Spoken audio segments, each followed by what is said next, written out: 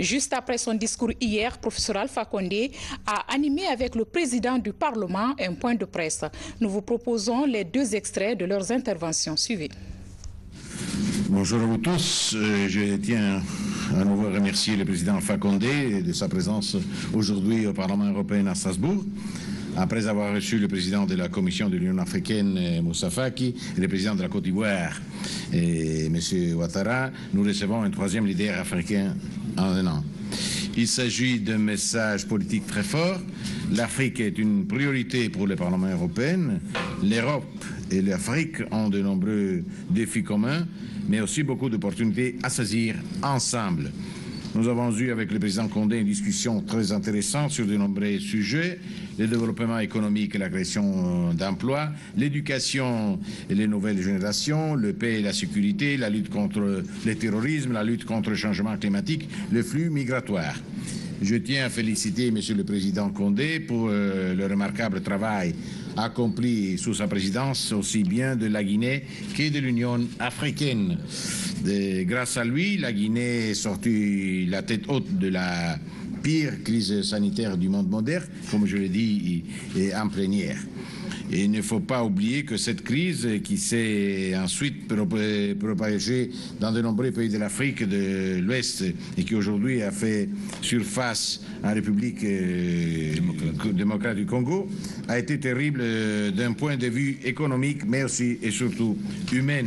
Et je veux remercier la Guinée pour son engagement, pour les médecins qui a envoyé au Congo pour essayer de soigner le malade avec le savoir-faire triste parce que plusieurs médecins de la Guinée sont morts pour essayer de sauver des citoyens. Maintenant, il faut s'assurer que ces bonnes performances économiques de la Guinée se traduisent en croissance inclusive et durable qui donne des opportunités d'emploi aux jeunes. La Guinée est un pays jeune avec une démographie importante. La priorité est de créer des emplois pour cette jeunesse. Et c'est dans l'esprit des coopérations que moi je propose l'établissement d'un vrai plan Marshall pour l'Afrique. Donc je pense qu'on peut travailler ensemble dans les prochaines années et il faut renforcer ce lien et la coopération doit être pas seulement formelle et comme je l'ai dit, il faut regarder l'Afrique pas avec les lunettes européennes mais avec les lunettes africaines si nous voulons vraiment saisir des buts importants. Monsieur le Président, je vous donne tout de suite la parole. Merci beaucoup. C'est un grand plaisir pour moi de me retrouver ici. Je suis venu il y a quelques années recevoir le passeport de la liberté. Et la coopération entre l'Union européenne et l'Union africaine est extrêmement importante. Cela s'est démontré lors du dernier sommet que nous avons eu à Abidjan. Quant à la coopération entre la Guinée et l'Union européenne, nous en sommes très satisfaits. C'est symbolisé d'ailleurs par la présence de M. Guillen, qui est le représentant de l'Union européenne en Guinée. Et nous comptons beaucoup sur le Parlement européen et sur son président pour davantage renforcer la coopération avec l'Afrique. Parce que notre grand problème aujourd'hui, c'est la pauvreté. C'est la pauvreté qui est à la base du terrorisme, mais aussi de l'immigration. Donc le grand défi de l'Afrique aujourd'hui, c'est la maîtrise des nouvelles technologies, des infrastructures, chemins de fer et routières, la santé et surtout l'industrialisation qui va nous permettre de retenir nos jeunes en Afrique et non pas qu'ils aillent mourir dans les eaux de la Méditerranée. Donc c'est un très grand plaisir pour moi de me retrouver à l'Union européenne, étant donné le rôle que le Parlement européen joue dans la coopération entre l'Union africaine et l'Union européenne. Merci. Mesdames et messieurs, vous suivrez juste après ce journal l'intégralité de ce point de presse. À Conakry, le Premier ministre chef de gouvernement poursuit sa série de prises de contact avec les institutions républicaines. Après la Cour constitutionnelle et celle des comptes, c'est au tour de l'Assemblée nationale et de la Cour suprême de recevoir Dr Kassory Fofana. Hadi Kamara, bureau de presse de la primature. La conception et la coordination de l'action gouvernementale exigent des rapports de solide collaboration entre l'exécutif et les autres institutions du pays. Le Premier ministre chef de gouvernement a entrepris cette série de visites ici. Dr Ibrahima Kassory Fofana et le président de l'Assemblée nationale ont échangé sur des questions relatives à la promotion du dialogue social, à la qualification des dépenses publiques, à la mobilisation des ressources internes et à l'adoption des lois des finances. Nous avons écouté le Premier ministre qui va décliner un peu son programme à venir.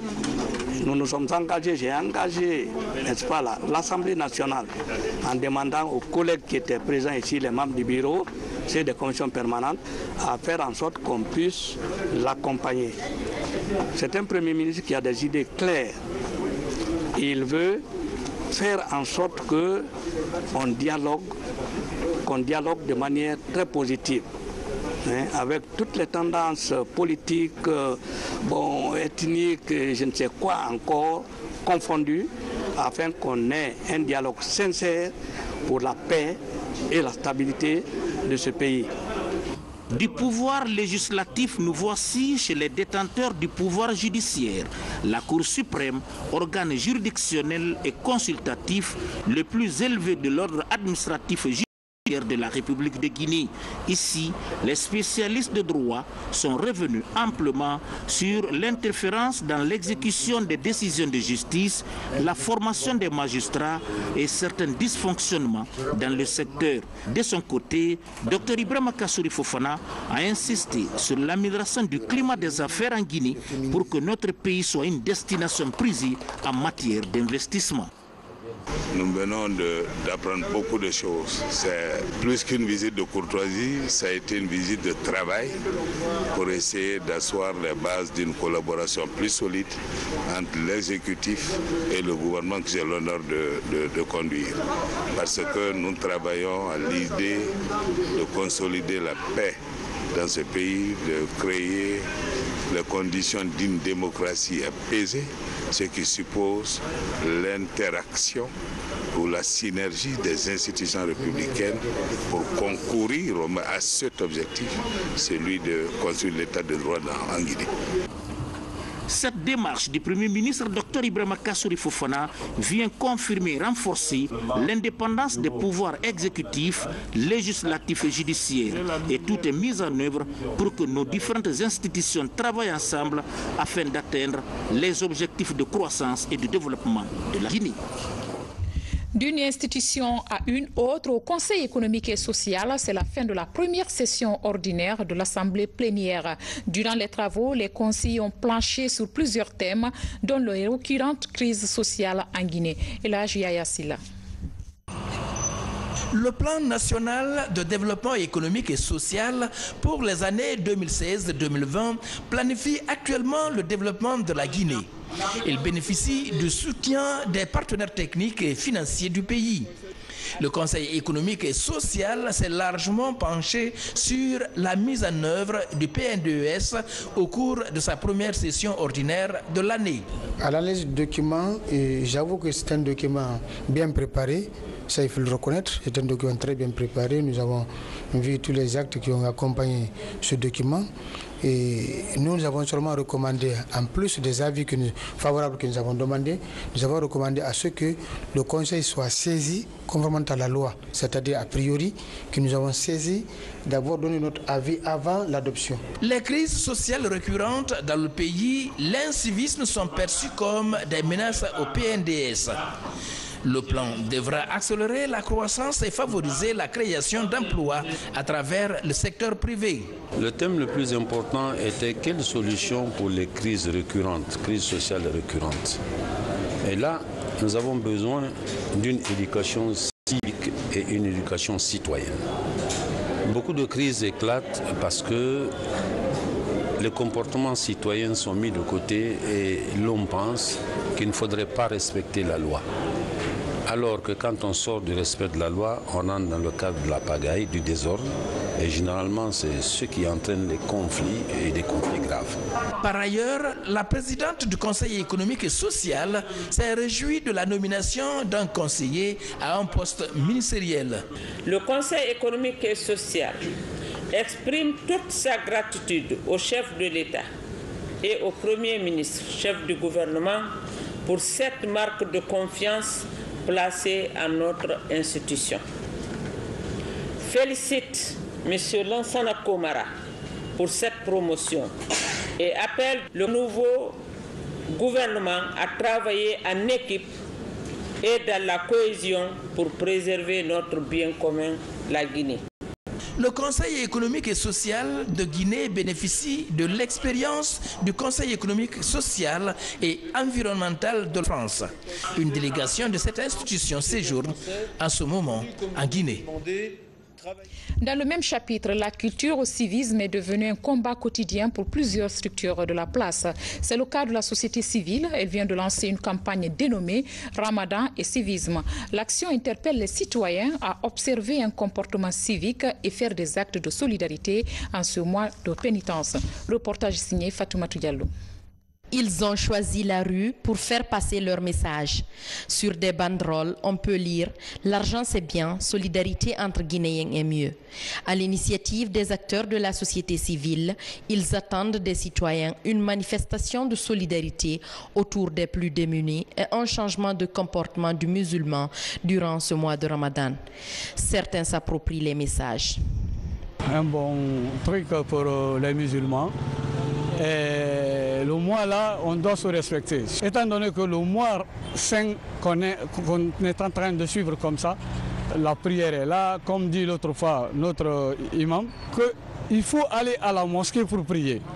Ça t'apprendra à continuer à prier et que tu sois comme les autres. Et tu deviendras un musulman ou tu deviendras un sage, quelqu'un qui peut respecter et respecte les autres, qui veut se respecter et respecte les autres. L'opération s'intitule Ramadan et civisme, une initiative du cabinet Eventus qui intensifie ses actions de lutte contre l'incivisme à Conakry. L'occasion d'interpeller les populations sur ce qui ne va pas dans leurs gestes et attitudes de tous les jours. Que ce soit en réalité le carême musulman ou le carême chrétien, il demeure que ce sont des périodes qui représentent de très grandes opportunités et aussi des espaces de partage pour que ce soit des personnes physiques ou des personnes morales qui généralement aiment célébrer leur foi, la foi en Dieu, par des actes de solidarité. Donc cette opération, en réalité, il ne s'agit pas de la charité, il s'agit très bien de la solidarité. Donc c'est une période qui nous permet en réalité d'établir une relation entre la foi en Dieu et les devoirs civiques des citoyens. Du rond-point de Bellevue au boulevard Téli Diallo, en passant par les corniches nord et sud, une vingtaine de banderoles sont affichées. Dans les jours à venir, la campagne se fera de porte à porte pour amener les citoyens touchés par l'initiative à revoir leur comportement pour que triomphe le civisme en Guinée. Santé et justice se joignent dans ce journal. Un protocole d'accord est trouvé pour la santé en milieu carcéral. Il engage le ministère de la Santé et celui de la Justice avec l'appui du Comité international de la Croix-Rouge. Habib Thiam nous explique les contours et les enjeux de ce protocole d'accord. Mis en place pour la première fois en 2004, le protocole d'accord sur la santé en milieu carcéral n'a pas rempli tous ses engagements. En lieu et place est né ce nouvel accord de 2017 qui interpelle les mêmes acteurs, le département de la santé et celui de la justice.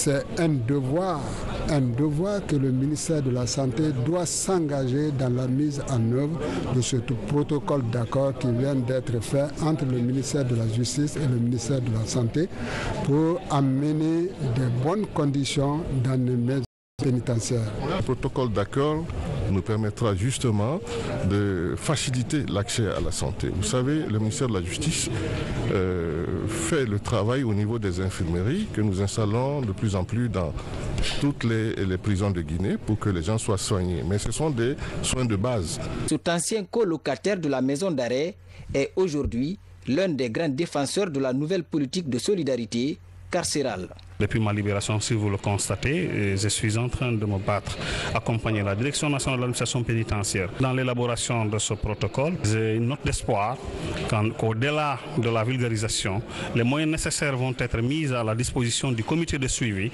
pour que ce comité puisse être vraiment efficace pour la mise en œuvre de ce protocole. Avec ce protocole d'accord révisé, le renforcement de la prise en charge médicale des détenus sonne à nouveau comme une urgence nationale. Conformément conformément à sa vocation, le Comité international de la Croix-Rouge aide l'État guinéen à relever les défis liés à cette mission humanitaire dont il s'apprête à se désengager. Le CICR est venu en appui, en support, mais il est temps pour que les autorités à tous les niveaux prennent leurs responsabilités. Et donc le ministère de la Santé doit absolument comprendre que la santé en milieu carcéral devrait absolument faire partie de son système national de santé publique. La réforme de tout le système carcéral est ainsi recommandée. Elle sous-tend la prise en charge médicale effective des personnes en conflit avec la loi, leur accès à une alimentation équilibrée et la modernisation des infrastructures pénitentiaires. Comment conserver les produits halieutiques et veiller au respect des normes sanitaires et hygiéniques? C'est le sujet clé d'une formation qui regroupe les pêcheurs artisans et les experts formateurs. Il s'agit d'apprendre aux participants les notions liées aux bonnes pratiques des normes hygiéniques. Mounir Bari, Mohamed Alpha Baldi. Depuis 4 jours, ces 250 pêcheurs artisans se familiarisent avec les notions liées aux normes hygiéniques dans les différents débarcadères de Conakry.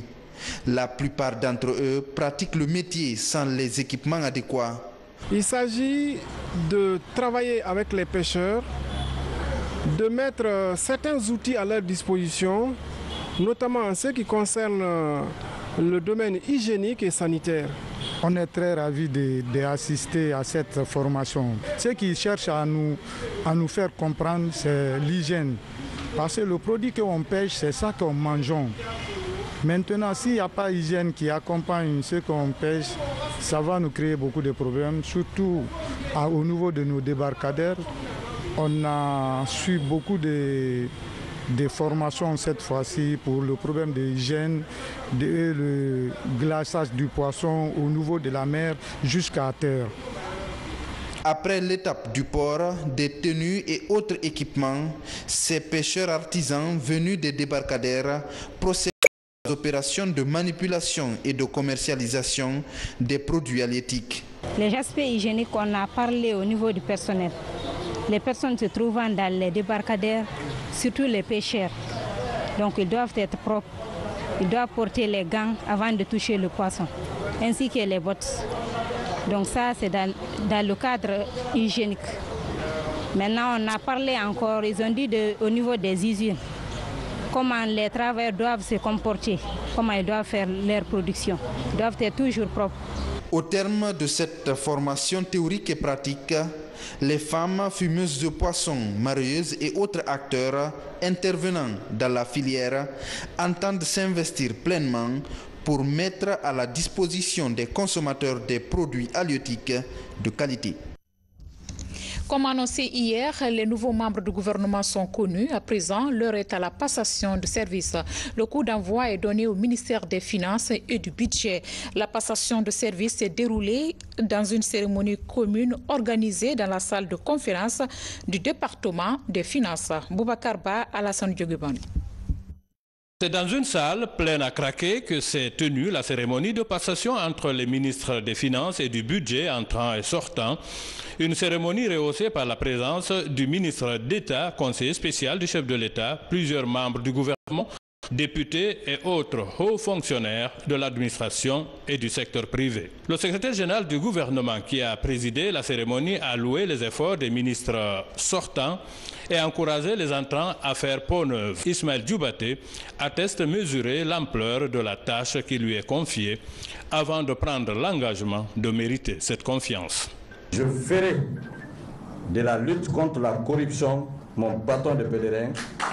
En effet, je ne saurais tolérer aucune violation de la loi organique relative aux lois de finances, l'OFF, et ses textes d'application, car notre pays a véritablement besoin de réformes profondes dans le domaine de la gestion des finances publiques.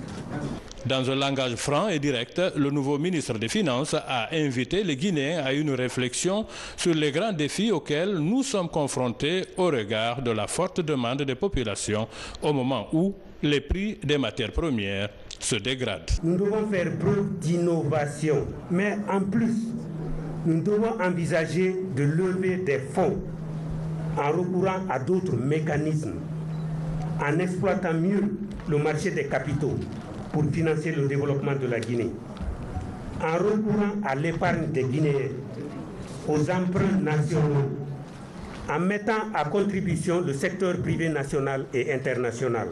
La cérémonie a pris fin par la signature des procès-verbaux et l'installation des nouveaux ministres. Justement, la économique est l'un des défis majeurs auxquels fera face le nouveau locataire du ministère de l'économie et des finances. Ce département est désormais confié à Mamadi Camara, ancien ambassadeur de Guinée en Afrique du Sud. Diplômé en banque et finance internationale, cet économiste de profession est un expert rompu à la tâche. Son portrait avec Boubacar Ba.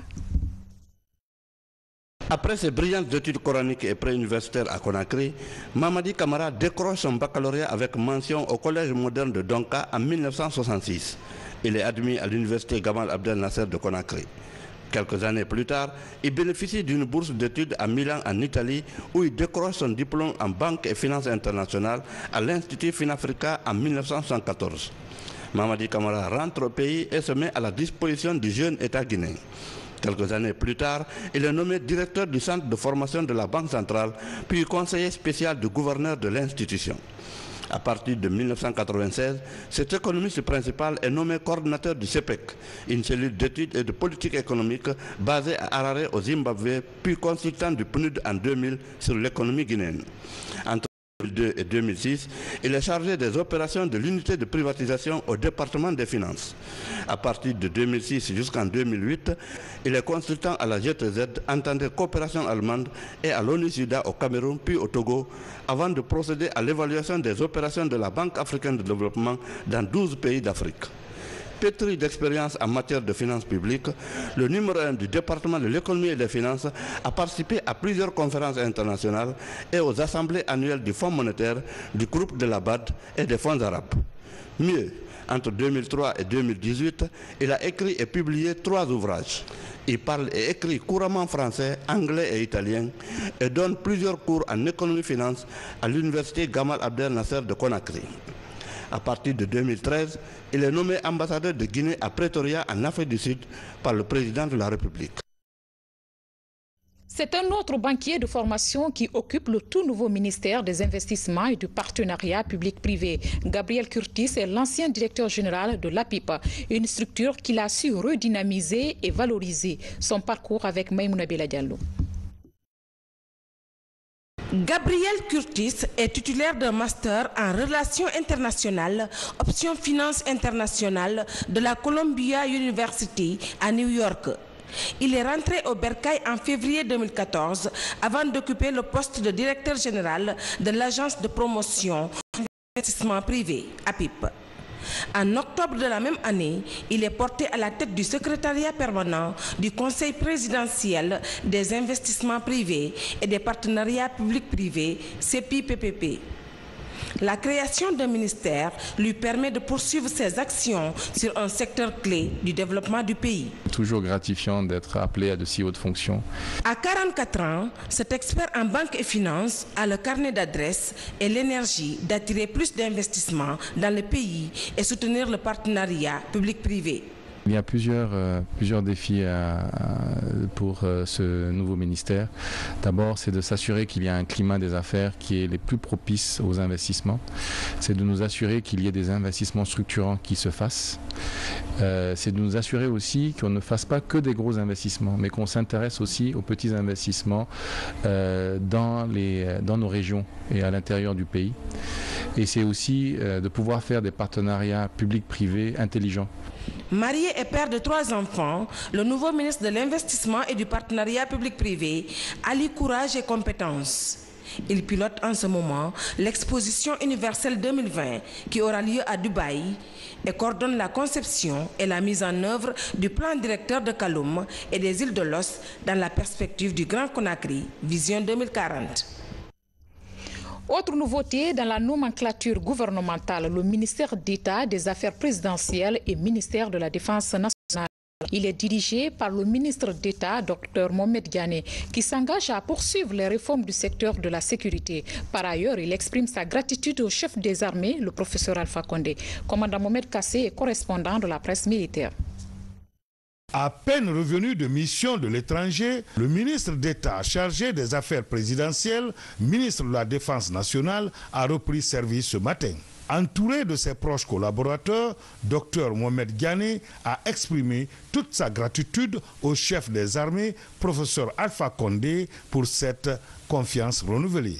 Je mesure l'immensité de la tâche qui m'attend, mais je m'engage à faire tout pour vraiment satisfaire non seulement le président de la République, mais pour me mettre au service entièrement du pays dans son processus de développement économique et social. À la tête du ministère de la Défense nationale depuis plus de 2 ans, Dr Mohamed Diané apporte toute sa contribution au processus de réforme du secteur de sécurité en cours dans le pays. Avec cette nouvelle promotion, il est aussi appelé à gérer les affaires présidentielles.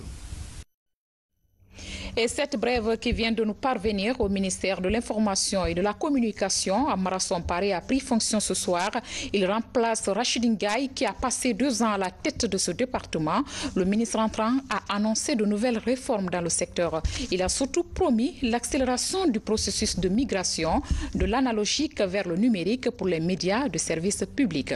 Nous y reviendrons. Voilà qui met fin à cette édition. Grand merci à vous de l'avoir suivi. Je vous souhaite de passer une nuit paisible et à demain.